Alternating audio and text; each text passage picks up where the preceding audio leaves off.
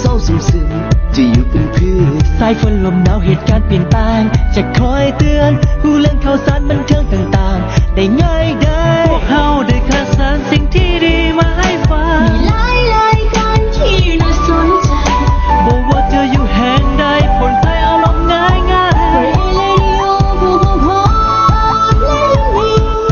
มุนมาที่นี่เราจะสบายมีเรื่องหลากหลายมาเล่าสู่กันฟังอย่าไปกังวลอยากให้ทานสุขสันต์ขึ้นกองทุกชาญคืนดีมีสาระเกรดเอเรดิโอเกรดเอเรดิโอเกรดเอเรดิโอเกรดเอเรดิโอขึ้นดีมีสาระขึ้นของทุกคน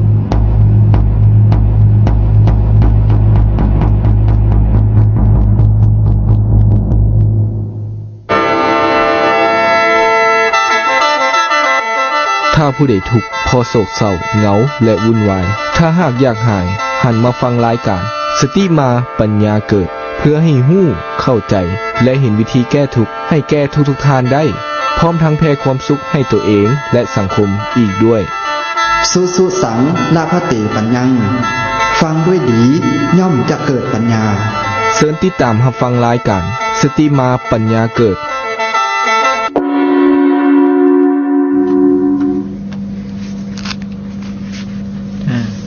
ก่อนอื่นขอน้อมถึงคุณพระศรีรัตนตรัยก็คือคุณพระพุทธพระธรรมพระสงฆ์อันเป็นที่พึ่งของพวกเขาสาวพุทธทั้งหลายขอเคารพถึงคุณของครูบาอาจารย์พระธิรานุเถระและขอเจริญศีลเจริญธรรมแด่อักตัวญาติโยมทั้งหลายผู้มีจิตใจฝักใฝ่ในธรรมของพระศาสดาที่เป็นหลักธรรมคำสอนของพุทธองค์เพื่อไปได้เอาไปประพฤติปฏิบัติในชีวิตประจำวันหลังจากวันนี้ก็เป็นวันพุธเนาะก็พอดีขึ้น6 ค่ำเดือน8พศ2557พอดีโกงกันกับวันที่2เดือน7กรกฎาคมคศ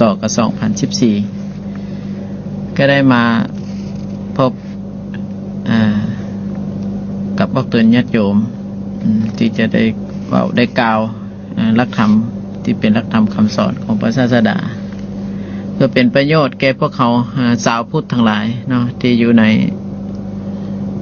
บ้านในเฮือนอยู่หน้าที่การงาน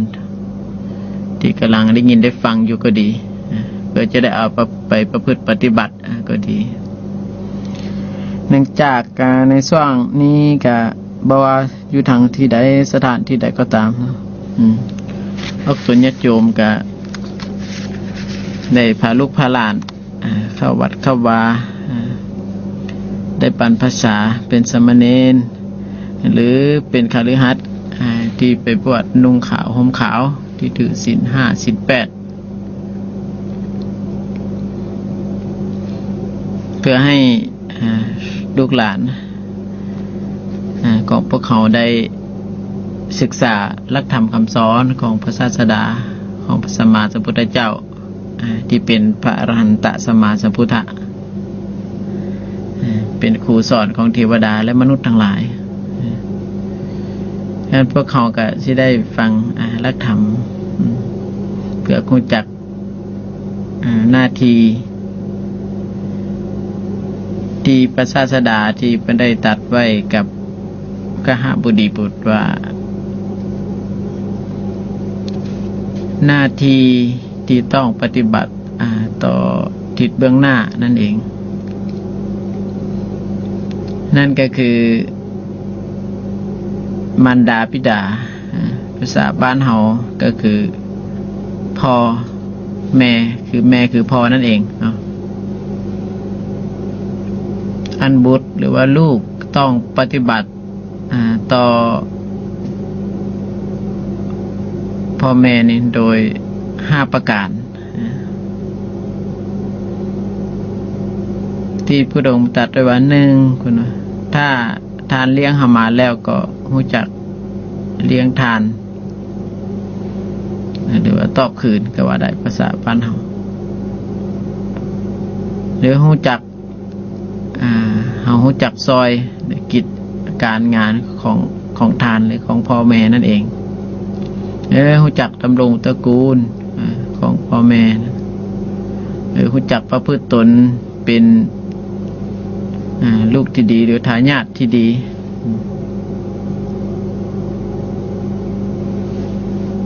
หรือเมื่อทานจากทำการกาละหรือว่าจากโลกไปล่วงลับไปแล้วก็เราก็ทำทักขิณาทาน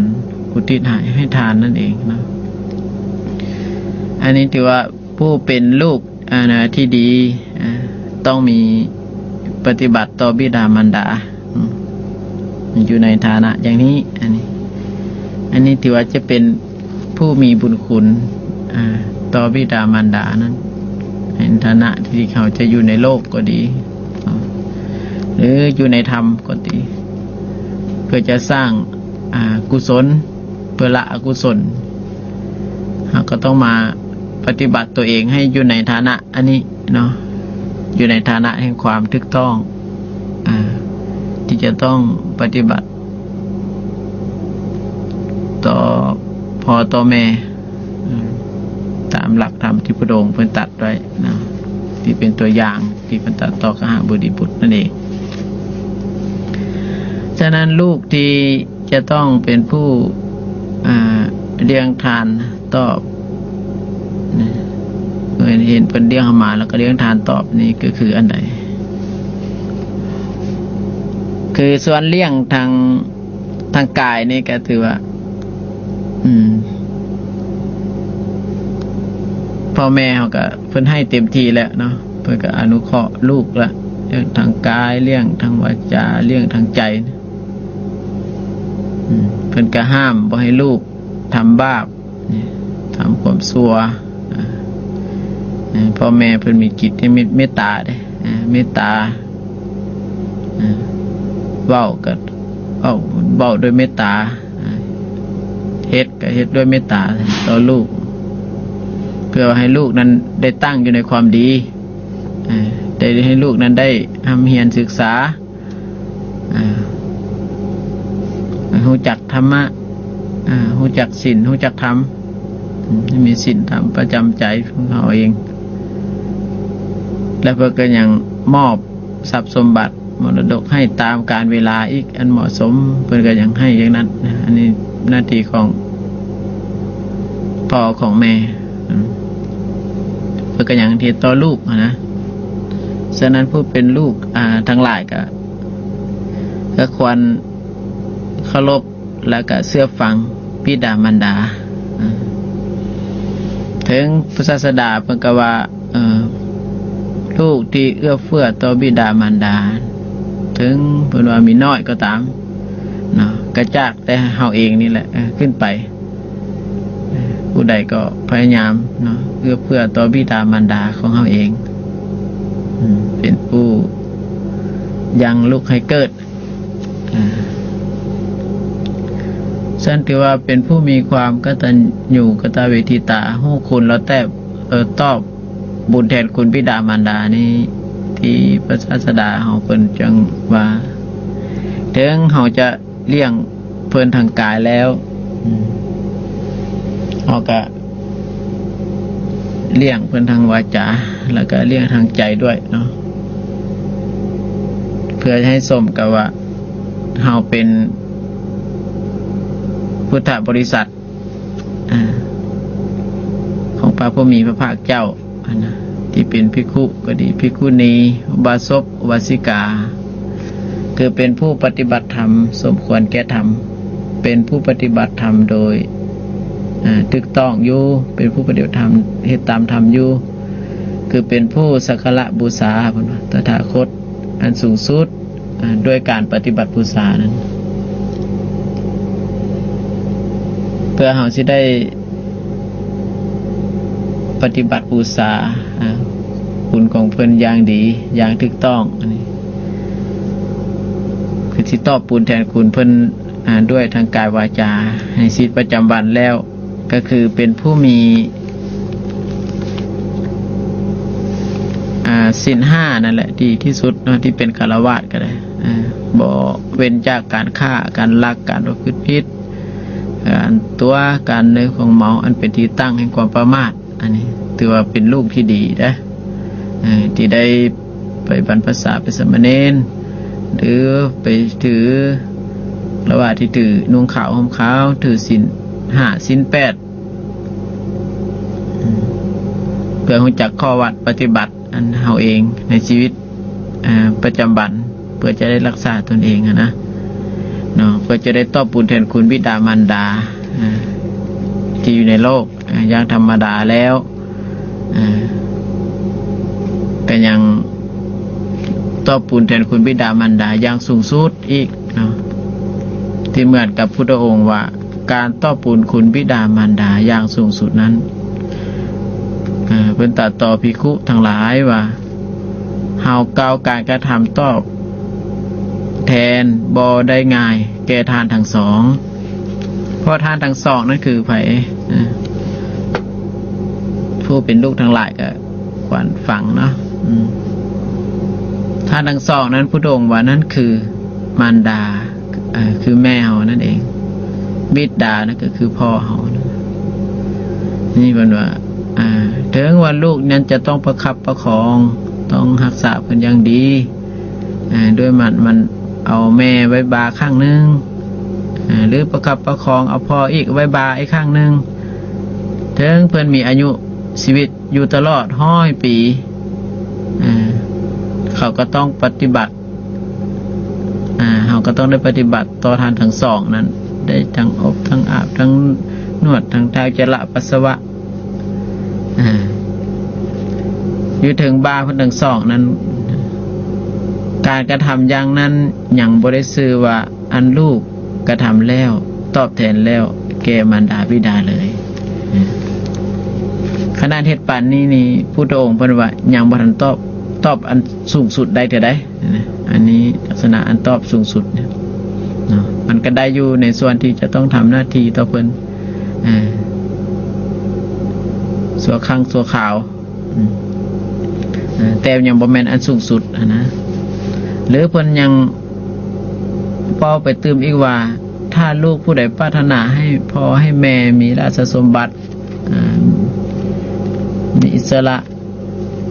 มีรัตนะ7 ประการก็ตาม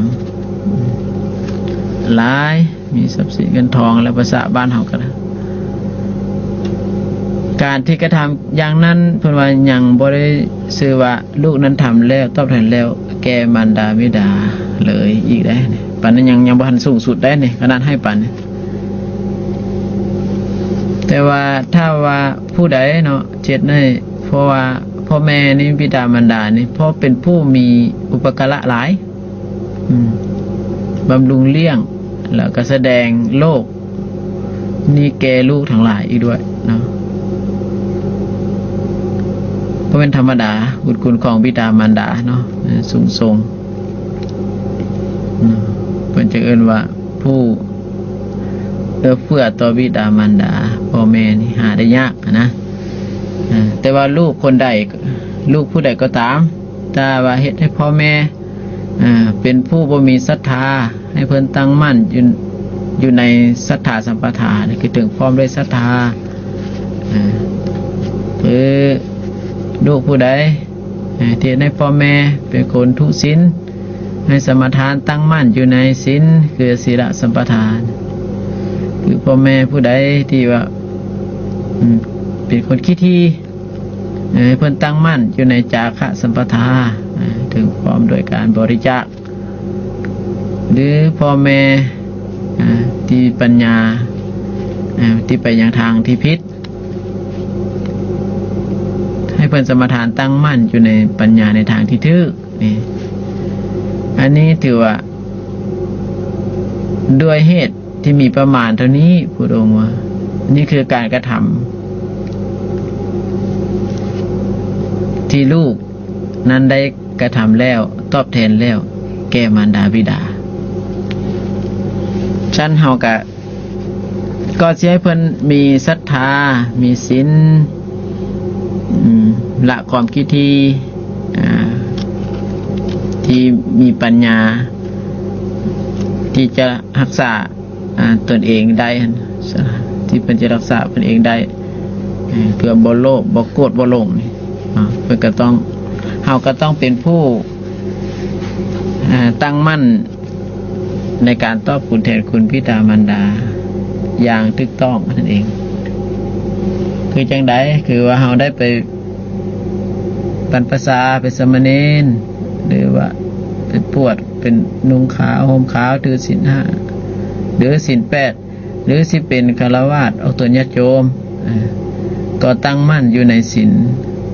อยู่ในศรัทธาอยู่ในศีลอยู่ในจาคะปัญญานั่นเองเพราะว่าสิได้สมกับว่าเป็นลูกที่ดีนะเป็นลูกที่ดีแล้วก็อยู่ดำรงวงตระกูลที่ดีด้วยแล้วก็ประพฤติตนเป็นทายาทที่ดีถึงเพิ่นดวงลับไปก็รู้จักทำกินทานอุทิศให้ทานนี่แหละถึงเพิ่นจากไปเพราะว่าพ่อแม่ทั้งสองเป็นผู้มีอุปการะหลายเด้เนาะเพิ่นแบบรู้เรื่องให้แก่ลูกถึงว่าเสร็จยังทำอย่างก็ต้องระลึกถึงบิดามารดาสะก่อนซอยเพิ่นเป็นอย่างดีแล้วก็จังซอยผู้อื่นสัตว์อื่นให้ได้ฮู้ตามได้ประพฤติตามปฏิบัติตามเฮ็ดตามหลักธรรมของพุทธองค์อยู่จังซี่นะถือว่าเป็นผู้ที่จะเจริญได้ญาติโยมทั้งหลายเนาะผู้เจริญถึงบิดามารดาที่เพิ่นเฒ่าแล้วเพิ่นแก่แล้วเพิ่นเฮ็ดหยังบ่ได้ก็ให้เพิ่นอยู่อย่างมีศีลแด้เนาะเพิ่นอยู่มีศีลคือใดก็เพิ่นได้ฟังได้สังสมสุตะได้ยินได้ฟังธรรมะในเวลายามเช้าๆหรือว่ายามใดก็ตามเนาะที่เป็นธรรมะที่ครูบาอาจารย์ได้เอาหลักธรรมของพุทธองค์ได้มาบอกมากล่าวที่เป็นหลักธรรมของพระศาสดาที่เฮาได้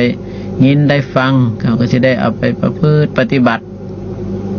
พ่อแม่ก็ได้ยินได้ฟังธรรมตอนเช้าโอ้การมีศีลเป็นอย่างนี้เด้การมีศีลก็คือบ่ฆ่าก็คือมันบ่เบียดเบียนตนเองผู้อื่นด้วยทางกายนี่บ่ลักกับบ่เบียดเบียนตนเองผู้อื่นด้วยทางกายบ่ประพฤติผิดก็บ่เบียดเบียนตนเองผู้อื่นด้วยทางกายบ่เว้าตัวก็บ่เบียดเบียนตนเองผู้อื่นด้วยวาจาสิบ่ถือของเหมาะอันเป็นที่ตั้งของประมาทก็คือบ่เบียดเบียนทางตนเองผู้อื่นด้วยสติสัมปชัญญะเฮาก็สิเข้าใจหลักธรรมอันนี้เนาะตัวญาติโยมทั้งหลายเนาะเพราะพ่อแม่เฮานี่ถ้าเพิ่นมีศรัทธาในได้ยินได้ฟังมีศรัทธาที่แรกก็ได้ยินได้ฟังธรรมก่อนฟังธรรมของสัตตบุรุษนี่แหละฟังธรรมของพระสัมมาสัมพุทธเจ้าที่ภิกขุอมกาภิกขุณีอุบาสกอุบาสิกาที่เอาไปกล่าวสู่กันฟังหลักธรรมอันใดที่เป็นไปประโยชน์ได้กินได้ฟังที่เป็นประโยชน์หากได้ยินได้ฟังแล้วเพิ่นก็สิรักษาตนเองได้เด้พ่อแม่ผู้รักษาศีลประเด็นได้เพิ่นก็เว้นจากไข่เวร5ประการเด้เนาะก็คือเป็นผู้บ่มีแล้วจะคิดอาฆาตพยาบาทก็บ่มีแล้วจะคิดปองร้ายจะคิดที่จะไปฆ่าเบียดเบียนบ่มีแล้วที่จะคิดไปโลภไปลักไปอย่างก็บ่มีแล้วที่ไปประพฤติผิดที่คิดที่จะตัวคือที่จะ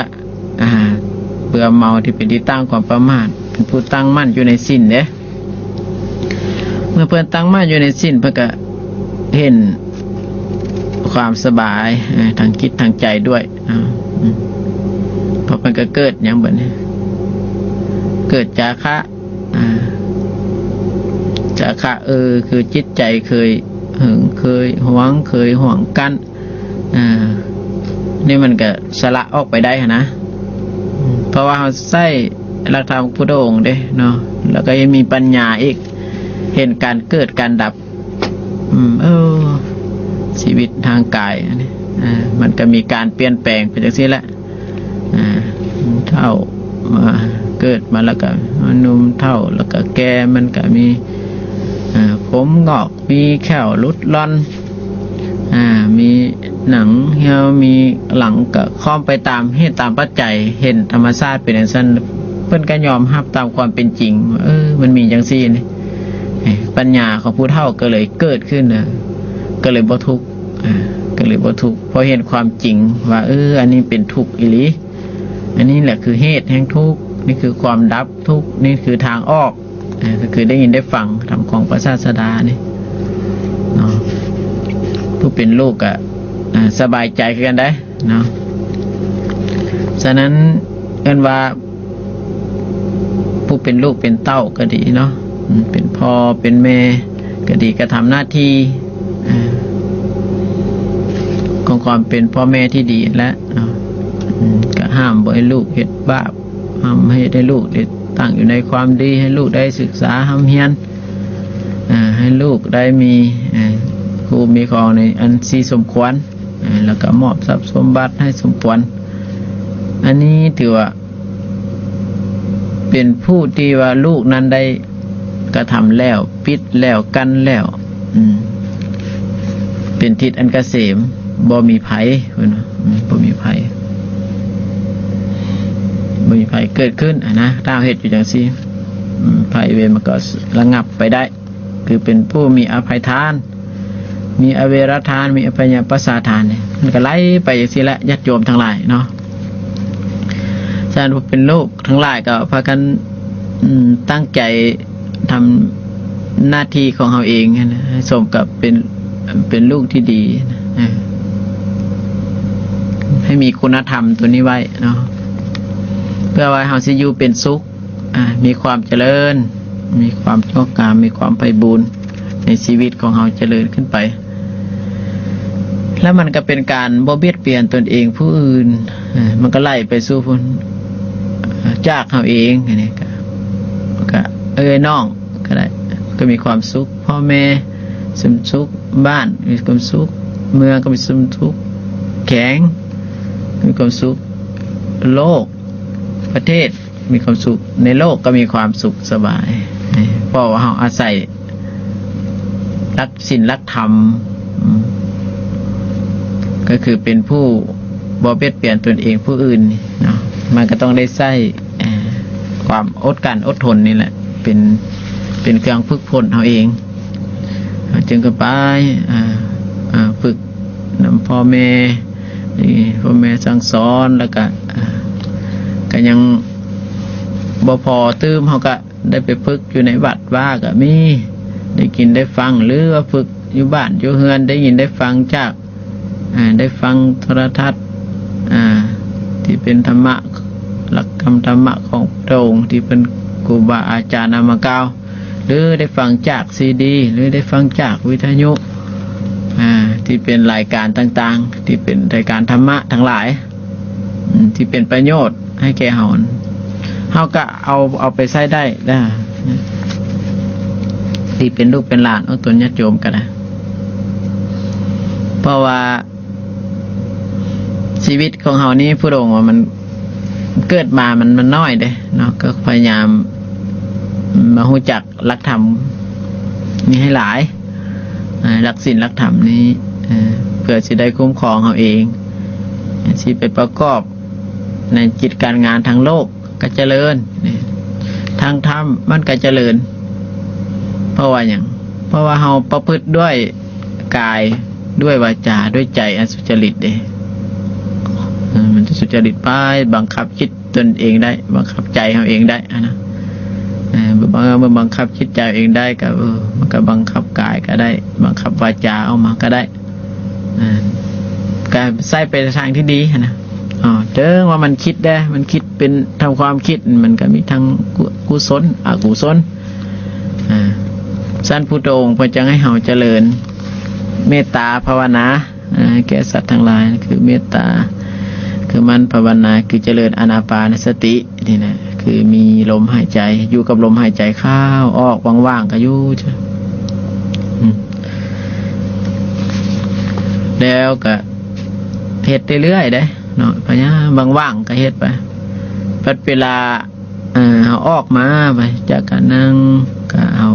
ก็อธิษฐานการงานนั้นตาเห็นยังหู หูฟังดังได้กินลิ้นได้รสกายสัมผัสใจนึกคิดเฮ็ดจังอยู่ไสก็ตามเฮาก็มีความระมัดระวังอยู่เด้เพราะเฮาเป็นผู้เจริญภาวนาเด้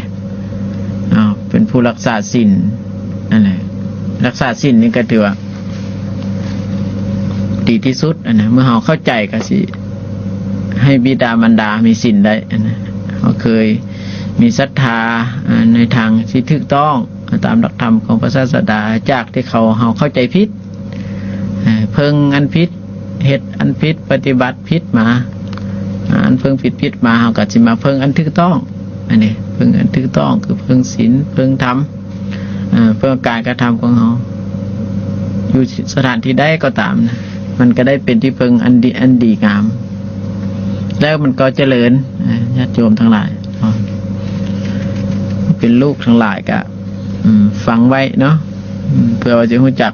หน้าที่ของความเป็นลูกที่ดีแล้วมันสิเจริญนะเพื่อบ่ได้ฆ่าบ่ได้ฆ่าไปมีศีลพร้อมบ่ได้ฆ่าบ่ได้ลักบ่ได้ประพฤติผิดก็ถือว่า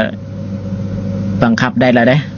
ตัวเฮาไปเห็นตัวจริงนะสำคัญบัดเห็นตัวจริงนะบ่ฆ่าเห็นแนวของผู้อื่นก็บ่เอาเป็นคนมีมือสะอาดเสมอบ่ประพฤติผิดที่ของเขามีแล้วเอื้อยน้องรักษามีพ่อแม่รักษามีธรรมรักษาเฮาก็บ่ไปล่วงเกินดุล่วงเกินเมียผู้อื่น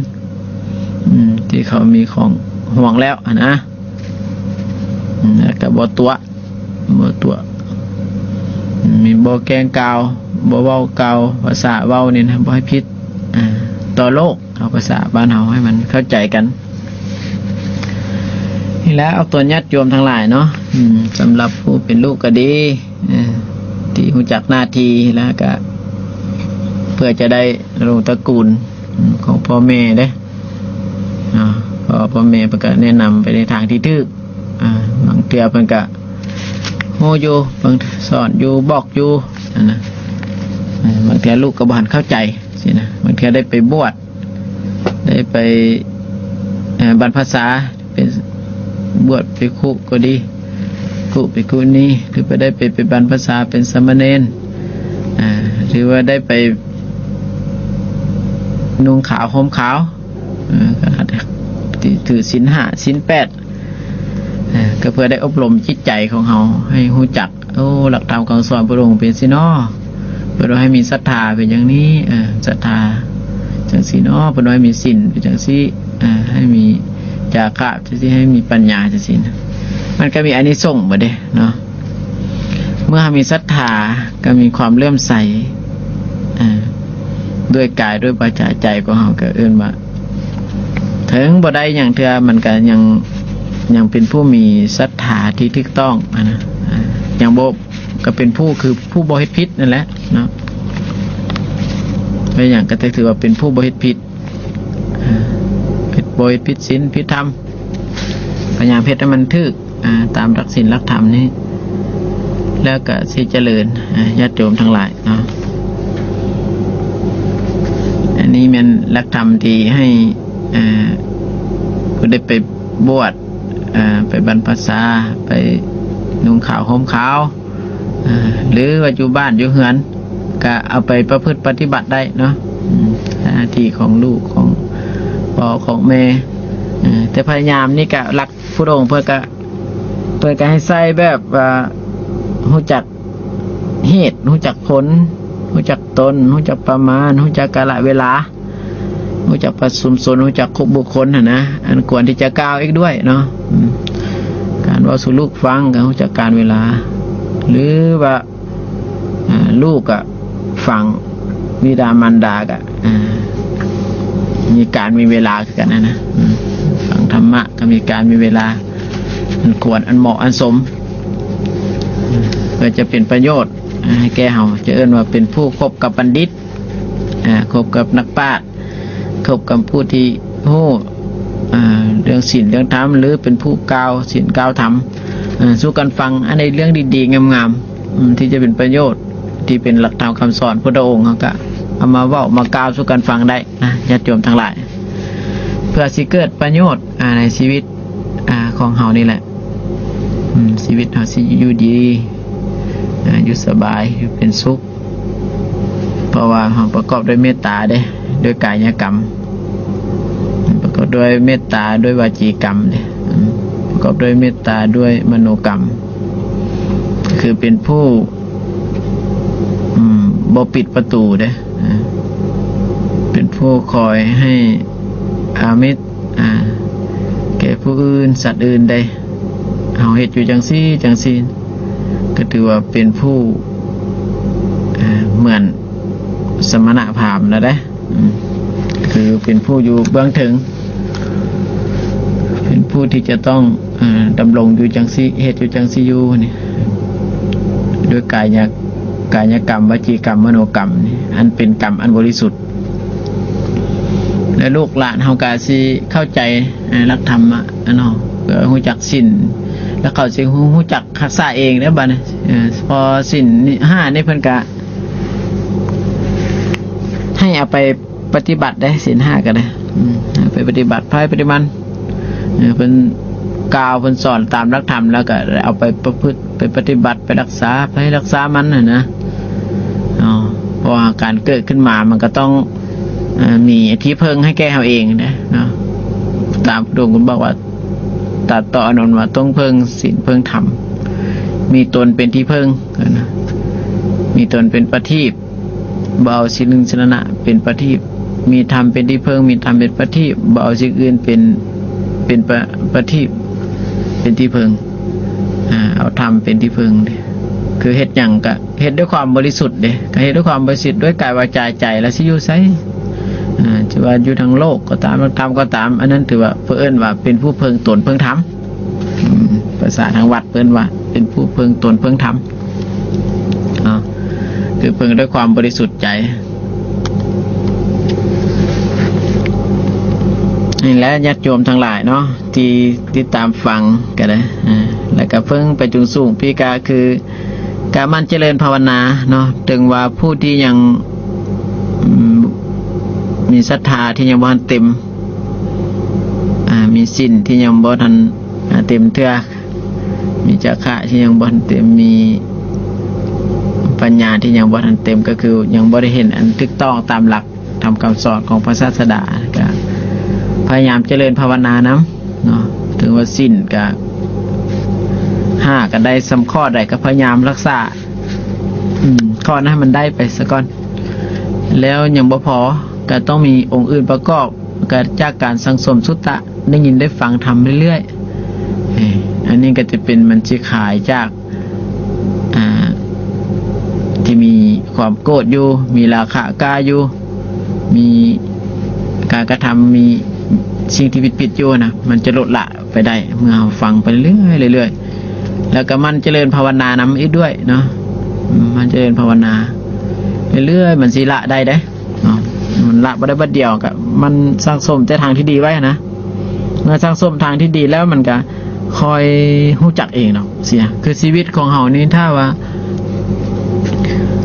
มันเจริญภาวนานี่มันสิแก้ไขปัญหาชีวิตของเฮาได้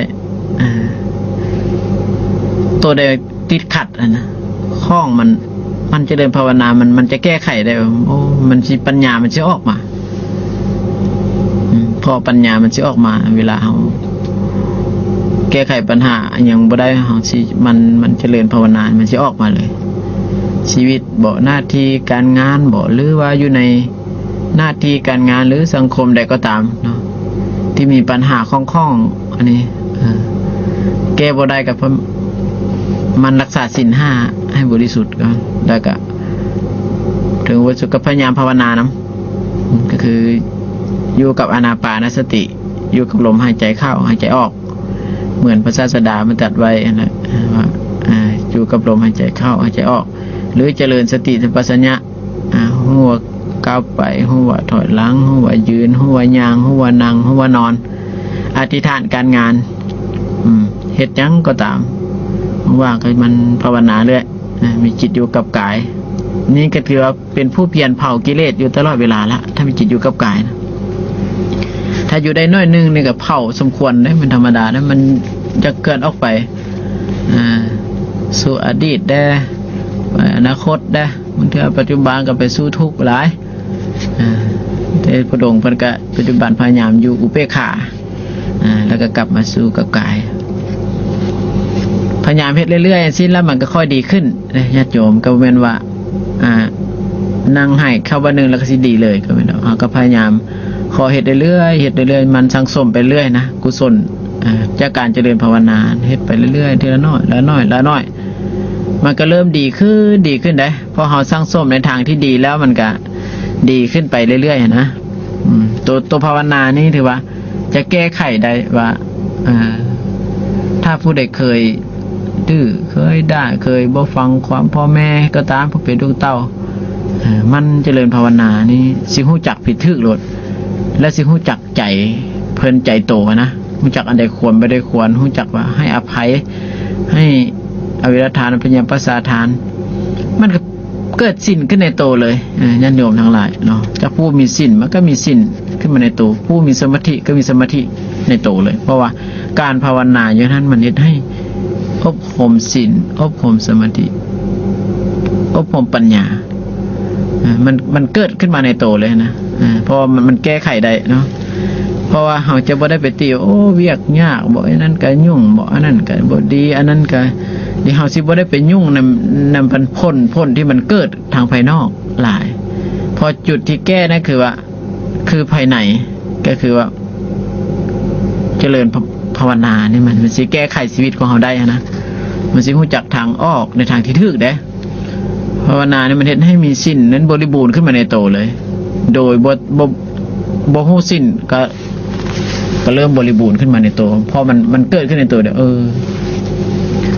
ฆ่ามันก็บ่จะฆ่าเขาแล้วมันเพราะเมตตาได้ผู้ภาวนามักเมตตาได้บ่ฆ่าสิว่ารักเขาก็บ่เอาแล้วสิประพฤติผิดก็บ่เฮ็ดแล้วสิตัวก็บ่เฮ็ดสิเบื่อเมาเป็นที่ตั้งของประมาทก็บ่เฮ็ดนะมันเกิดขึ้นในโตเลยเรื่องอันนี้บ่แม่นว่าเฮาสิไปแก้ที่ผลเด้สิ่งที่ผลมันเกิดขึ้นมาแล้วนี่ที่เป็นกายกรรมวจีกรรมพระศาสดาเฮาเพิ่นให้เหตุจังได๋คือนั่นคือสิ่งกำหนดฮู้ซื่อๆมันเป็นจังซี่เนาะแต่เหตุของมันพี่เพิ่นน่ะเหตุของมันคือปัจจัยคือว่าจิตใจของเรานี่เฮาปล่อยไปตามให้มันไปเพลิดเพลินเพิ่นว่ามันไปเพลิดเพลินหลายเพลิดเพลินไปมันคิดอันไหนก็ไปตามมันคิดดีไปตามดีใครได้คิดบ่ดีไปตามบ่ดีนี่ติเกิดว่าเฮาเพลินไปหลายเพิ่นจะว่าให้ละความเพลิดเพลินในอารมณ์ฉะนั้นให้จิตตั้งอยู่กับกายแล้วมันจึงเห็นผิดเห็นถูกมันเกิดทั้งกุศลอกุศลในจิตแล้วก็มันก็สิเฮ็ดถูกได้บัดมันสิเลือกเป็นแล้วบัดเอิ้นว่าเป็นผู้มีธรรมวิจยะเฟ้นธรรมเฟ้นธรรมเอาแต่ทางที่ดีบัดนะทางที่ดีนี่ก็คือมันคิดดีคิดบ่ดีเราต้องเลือกเส้นทางที่มันดีก็เบิ่งว่าการเฮ็ดนี่มันเป็นจังได๋เนาะกระทบตนเองผู้อื่นบ่การเว้านี่มันกระทบตนเองผู้อื่นบ่นี่มันก็เบิ่งถูกนะการเว้านี่ไปตามระดับถูกต้องบ่การเว้านี่เพื่อเอื้อเฟื้อบ่เฮ็ดนี่เพื่อเอื้อเฟื้ออยู่บ่เพื่อเกื้อกูลอยู่บ่หรือว่าการเว้านี่ยกตัวเองข่มผู้อื่นบ่สินะการเฮ็ดนี่ยกตนเองข่มผู้อื่นบ่สิมันเข้าอยู่ในหลักธรรมบ่ได้อันนี้มันจะเห็นออกมาเลยนะการภาวนาเนี่ยเด้อเอาตัวญาติโยมทั้งหลายสุดจะมันภาวนาอยู่กับลมหายใจเข้าหายใจออกว่างๆก็เฮ็ดได้บ่แม่นว่าไปเฮ็ดอยู่ทุกบ่อนแม่นสิขับรถอยู่ก็สิเบิ่งลมก็บ่แม่นนะขับรถก็ฮู้ว่าขับรถเลี้ยวซ้ายเลี้ยวขวาไปทางใดนั่นก็คือเป็นผู้บ่ประมาทอ่ะเด้ถ้าเฮ็ดซั่นคือบ่ประมาทแหละแต่ทางโลกก็เอิ้นว่าเคารพกฎจราจรก็คือเป็นผู้บ่ประมาททางธรรมก็ถือว่าเป็นผู้มีสติสัมปชัญญะรู้จักการเข้าไปถอยกลับ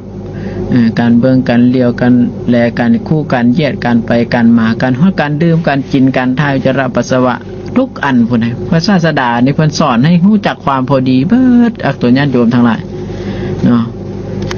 ให้อยู่ในความพอดีนะก็รักดื่มฮอดกินฮอดสั่นเพิ่นบ่ให้สั่นเกิดให้เอาพอดีก็พอเพื่อประพฤติพรหมจรรย์ให้บริสุทธิ์บริบูรณ์นะก็ว่าตัวญาติโยมนั่นแหละก็คือกินพอดีก็สบายจังเนี่ยก็มีแต่ ส่วนสิ้นทางกายก็มีแต่5ข้อก็ได้แล้วบัดนั้นก็มีศรัทธาตั้งมั่นในพระพุทธพระธรรมพระสงฆ์นี่ก็ถือว่าเป็นผู้ที่มีดวงตาเห็นธรรมได้สำนั้นก็ได้ดวงตาเห็นธรรมก็คือเป็นผู้เห็นผิดเห็นถูกนะก็คุ้มครองตนเองได้ก็มีอยู่ทุกข์กับมันก็ฮักน้อยนะบ่ไปเพลิดเพลินเนี่ยทุกข์หลายทุกข์เกิดขึ้นมากก็เห็นมันละได้เมื่อภาวนามันจะเห็นผิดเห็นถูกได้นะอันนี้ก็ต้องพิสูจน์เองได้ญาติโยมทั้งหลายเนาะเมื่อตาเห็นสิมันจึงเกิดสุขตาเห็นแล้วเกิดอย่างทางตาจึงเกิดสุขทุกข์เด้พอตาเห็นเมื่อกี้นี้มันจึงสุขทุกข์มันพอมาจากอันนี้เหตุตัวนี้มันเกิดสิ่งใดพระองค์กำหนดหูยามัน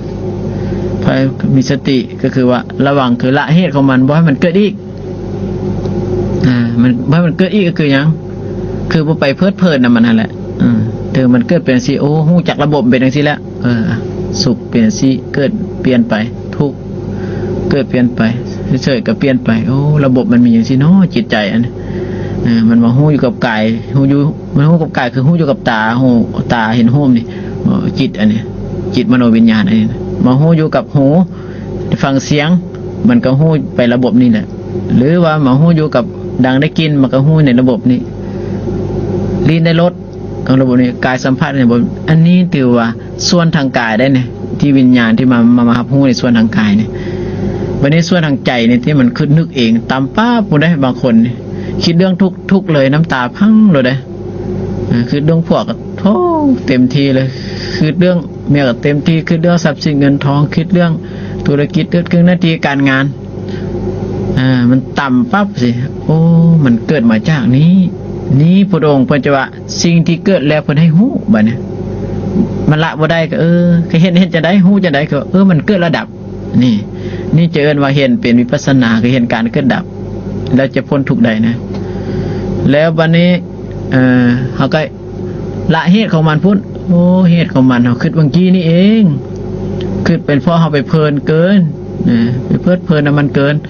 ละนันทิคือความเพลินนั้น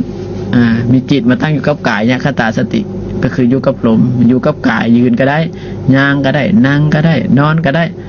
หู้อยู่จังสิหรืออยู่อิญญาบทใดเฮ็ดอย่างอยู่ก็มาหู้ว่าเฮ็ดนั้นอยู่สินั่นสินะบางทีเอาขี่รถไปไกลบางทีคิดเพลินไปเรื่องอื่นเดี๋ยวนี้มันเพลินไปแล้วเดี๋ยวนี้กำลังขับรถนั่นก็ว่าเป็นผู้ละความเพลิดเพลินอะไรเห็นนั่นสิถือว่าเป็นผู้เพียรเผากิเลสและเป็นผู้ละบาปอกุศลแล้ว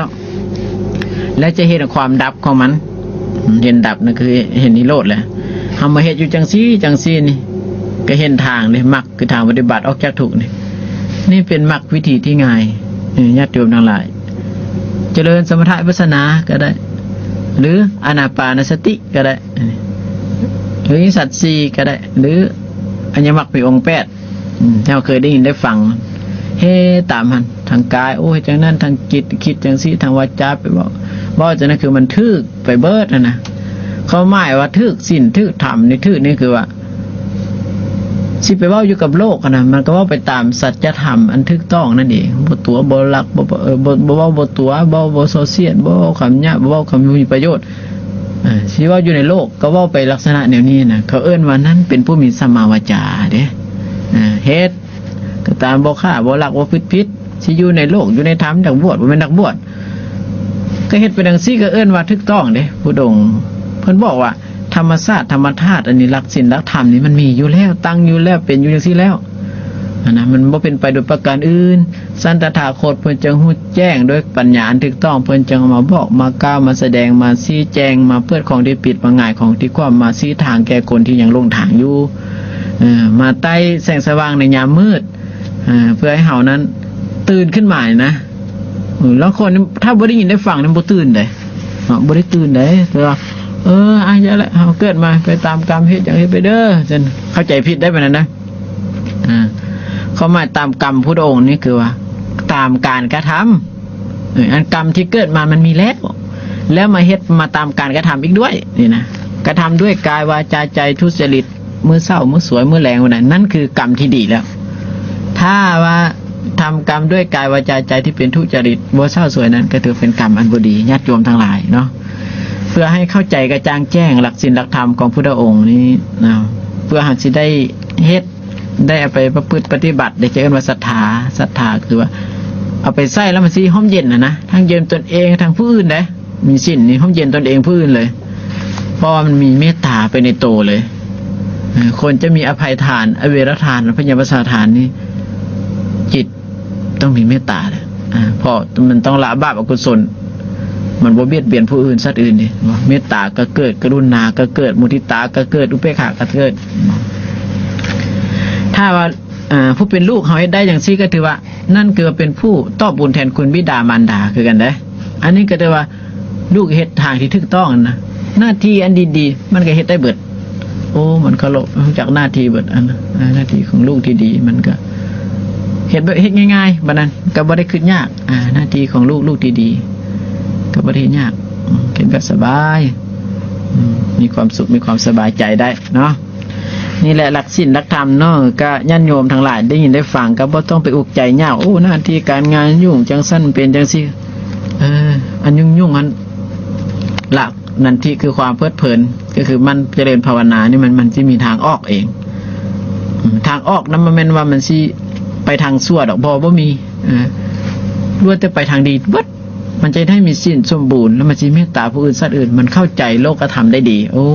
มีลาภเสื่อมลาภมียศเสื่อมยศมีสรรเสริญนินทามีสุขทุกข์แล้วมันสิเข้าใจโลกธรรมอันนี้นะแล้วมันสิวางตนวางตัวนั้นถูกโดยการไม่เบียดเบียนตนเองผู้อื่นโอ้ยความสุขของชีวิตนี้แน่นอนเลยอยู่ในโลกในธรรมก็มีความสุขมีความสบายได้นะเนาะเอาตัวญาติโยมฉันถึงเวลาในช่วงสุดท้ายแล้วก็ให้เอาตัวญาติโยมได้โทรทางเปิดสายหน้าใหม่เนาะทางโทรศัพท์ที่ได้กล่าวหลักศีลหลักธรรมมาแล้วก็โทรศัพท์เข้ามาหาได้เนาะเอาตัวญาติโยมที่รายการสติมาปัญญาเกิดนี่30กับ2821นี่เพื่อจะได้มีปัญหาอันใดข้องใจอันใดที่ยังบ่ทันเข้าใจที่ยังบ่ทันลึกซึ้งนะเขาก็เจริญเจริญอาจารย์เจริญพรถามว่านั่นเนาะก็ได้รักษาจิตนะปาฏิหาริย์นะเรื่องวันนะที่บัดเจริญพรญาติโยมวันนี้นะเพราะนั้นโคนวาจานะยังเพื่อจะใจให้จะลูกนะ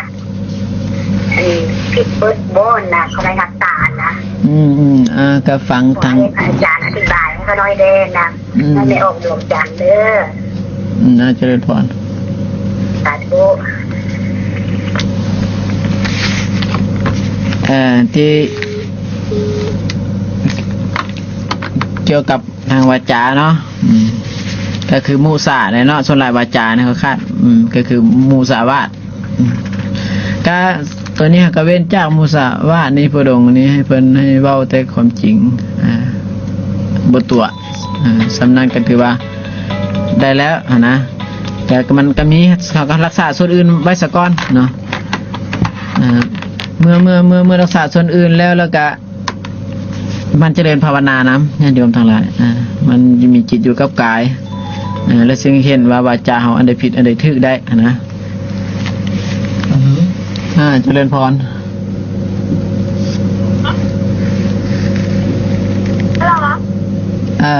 เจริญพรไม่อยากเจริญชอบไม่อยากมาซื้อปวดหัวแฮะมึนหัวเลยอยากทำร้ายตัวเองตั้งใจฟังเด้อแล้วกันมันยังตื้มเนาะที่ถ่ายรูปสวยเนี่ยฮะที่จะขึ้นถ่ายรูปสวยกลางคืนจอย กลางคืนมาปวดหัวบ่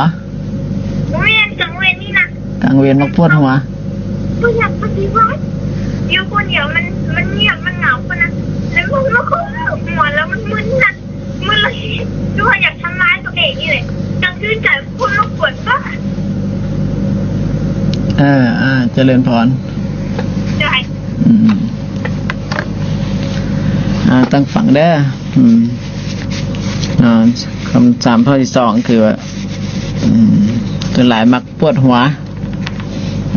ส่วนหลายปวดหัวก็มาจากความคิดได้เขาคิดหลายมันก็เขากระเบิงนำบางทีเขานอนเดึกบ่สิก็ให้ปวดกันได้มันบริพักพรทางกายกันนะแต่ว่าส่วนหลักธรรมนี่ก็คือว่าเขาไปคิดเกินนะไปคิดเกินจำเป็นคิดเกินสั้นพุทธองค์เพื่อจะให้ละความเพลิดเพลินในอารมณ์มีจิตอยู่กับกายมันเจริญภาวนาเด้อให้มันเจริญภาวนาในเกินว่าละความคิดนะอารมณ์ใดมันเงียบเงามันก็เป็นสิความเงียบเงาสิอยู่โดนบ่พอได้กระดับ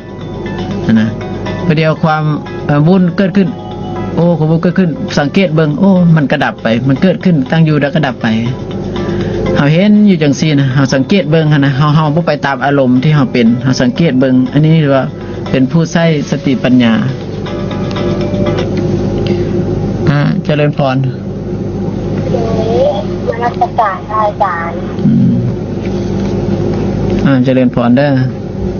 โดยข้าน้อยจะถามว่าเมื่อไหร่เขาจึงสิลดละความอิจฉาและแต่ความน้อยใจให้น้องตัวเองนะคะ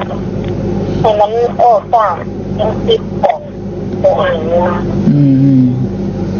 ผมจะให้ท่านอาจารย์เอาเรื่อง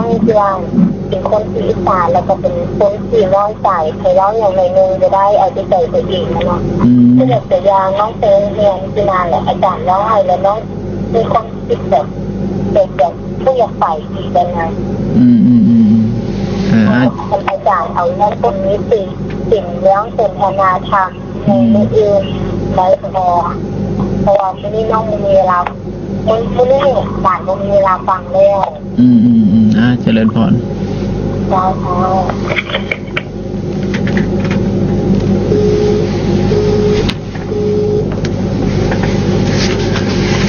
ค่ะเรื่องนี่เนาะที่ว่าการไปนำโมเหียนก็ดีเนาะที่ว่ายักมันจะงุนงิดเบาอย่างหนึ่งนะยักงุนงิดยักอิจฉาผู้อื่นยักเบียดเบียนผู้อื่นสินะลักษณะจะนี้บางเทียกะกินไปเว้าไปให้ไปอย่างกะมันก็บ่ยักเฮ็ดอย่างนั้นนะอันนี้ถือว่าจิตใจของเรามันยังหดหู่เพิ่นว่าพุทธศาสดาว่าถ้าเวลาจิตใจหดหู่ท้อถอยนี่เพิ่นให้เฮ็ดอีหยังพุทธองค์เพิ่นให้ใครควรในธรรม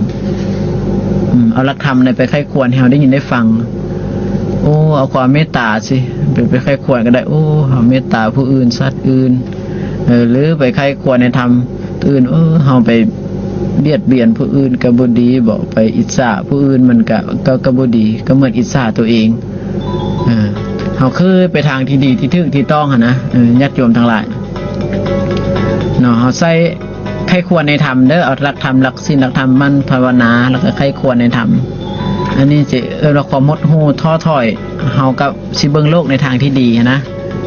เจริญในทางที่ดีแล้วก็สิมีความสุขมีความสบายใจได้เจริญพร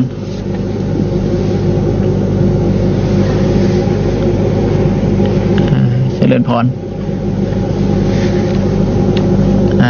ก็สายกับตัดไปเวลาก็ถึงช่วงสุดท้ายแล้วเนาะก็สรุปเลยเนาะ